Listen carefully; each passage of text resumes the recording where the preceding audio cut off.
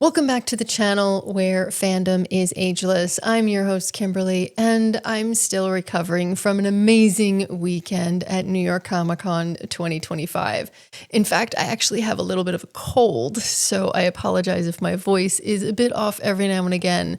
Now, speaking of the convention, if you've never been to an event like this, simply put, it is a massive endeavor. The showroom floor is wall-to-wall people with vendors, experiences, and limited edition goodies that we really didn't get to explore as much as we would have liked. In truth, it was a nonstop weekend where we lived off Oreos, chocolate, nerds, and soda. Sheila and I would literally enter the convention hall and rush from photo op to autograph line until we landed back at the hotel. Dinner usually consisted of whatever chips or candy we had left over and another soda while we put our feet up. And if I'm being completely honest, we wouldn't change a thing. Now, before I jump into my personal experience at New York Comic Con, if you like content like this, please hit that subscribe and like buttons so you don't miss any future uploads. Now let's discuss the positives of my experience at New York Comic Con. For Sheila and I, meeting the guests is always a big draw. Getting autographs and photos with people we like from film, TV, and games, it just adds to the overall experience. While each interaction isn't very long, they do move you through that photo line like a cattle call. During the autographs, the guests never really made anyone feel ignored. I watched the interactions of those in front of us online, and you could see how each attendee walked away with a smile and seemed really happy. I was truly in awe of how the guests managed to give each person that individual attention when time was of the essence, especially with the nor'easter bearing down on New York on Sunday, which led to some cancellations. Even with all that pressure, they let every person have their moment, and from experience of all the cons I've attended, that is very difficult to do. Now, moving on to my next positive, most of the guests participated in panels. If you've ever been to a convention, you know panels are always a staple of any event, and New York Comic Con was no different. For me, the Alien panel was everything I was hoping it would be and more. Sigourney Weaver and Veronica Cartwright gave us insight into the filming process of Alien and what the studio thought of it, what the sets were like, and more. It was fascinating to hear all the behind-the-scenes information, especially regarding the studio and the final scenes. Not to mention the jokes and the two of them bringing up the chestburster scene and what the alien looked like before the blood was added. I will not be sharing what they said it looked like here. But for me, the icing on the cake was Sigourney revealing there were 50 pages of a script already written showing where Ripley is now. She wouldn't confirm anything, but didn't rule out returning to the character in the future. Now, I know that was one of many panels at New York Comic Con, which was live streamed all weekend. If they are still available, I do recommend watching as many as possible. Switching gears a bit, we were lucky to have VIP passes. Beyond the lounge, which gave me a place to decompress so I didn't melt down, we were given access to private signings. These were on a first-come, first-served basis, so on Friday and Saturday, we waited outside in the cold from 5 a.m. until the doors opened at 8 a.m. It had some scary moments I'll get into later, but we did get bracelets for The Running Man and Mortal Kombat 2 signings. Now, I'm looking forward to both of these films, but meeting the cast and the writer of MK2 has me even more excited. I just love the game, and I actually really enjoyed the movies. I just wish it was coming out this year. But I guess good things come to those who wait. Heck, we waited almost 20 years to meet Karl Urban again after the last Xena Warrior Princess convention in Pasadena we attended. I think I can wait a few more months. Now, beyond that, I know I mentioned guests and panels and fun perks being a huge draw for my wife and I, but the biggest positive of any convention is how it fosters a community you won't find anywhere else. We met so many great people and even some of our viewers while wandering around the convention space. The Javits Center felt like it was hosting a massive family reunion for so many people. And I even ran into a friend I haven't seen in years. In essence, that is just how these events work and is very much needed, especially in the current state of the world right now. Finally, and this might be an odd yay moment, Information was readily available everywhere. I cannot express how important that is for someone like me.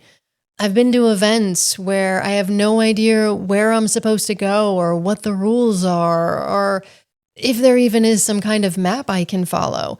As someone who gets overwhelmed in spaces like this, New York Comic Con's app is very impressive. It helped me navigate the showroom floor on my own as Sheila had to get some work done. They also had signage on the walls, floors, and doors.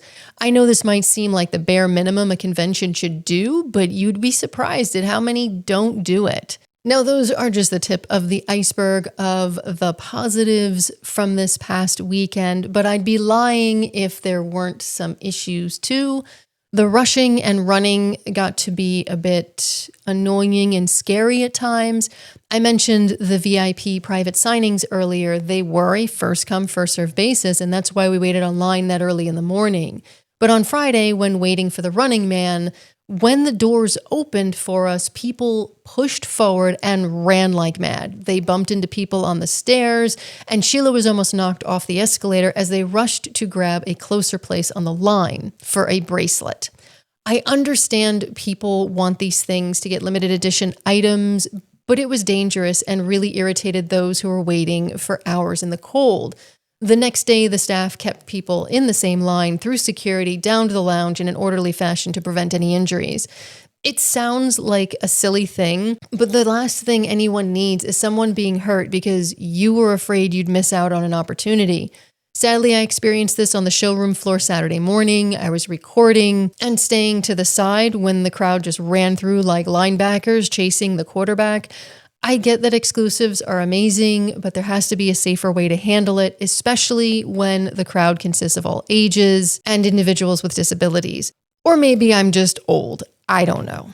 Now, while the convention organizers and staff could do a better job with crowd control, a lot of the issues we faced were my fault. First, I did not plan well. We missed a lot of panels we wanted to see due to the number of photos and autographs we had. It also kept me away from Artist Alley, and I was really looking forward to meeting the authors there.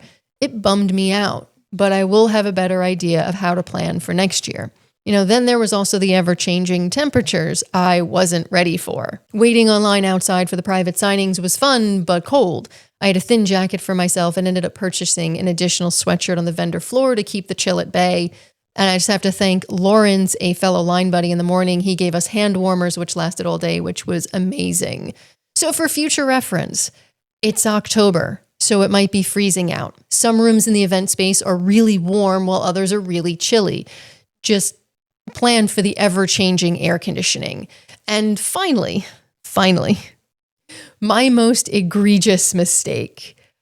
I forgot to pack our collapsible stools. Our feet were killing us by the end of the weekend.